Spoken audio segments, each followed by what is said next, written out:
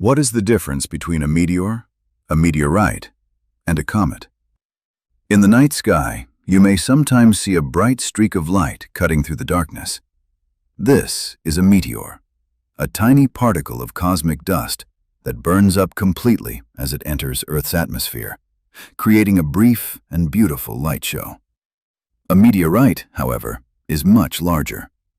It survives its fiery journey through the atmosphere and reaches the ground, sometimes causing massive damage, like the asteroid impact that led to the extinction of the dinosaurs about 66 million years ago.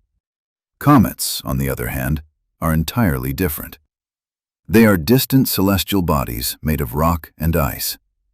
When a comet approaches the sun, its ice begins to evaporate, forming a glowing tail that can stretch for millions of kilometers, such as Halley's Comet, which appears roughly once every 75 years, captivating humanity each time it returns.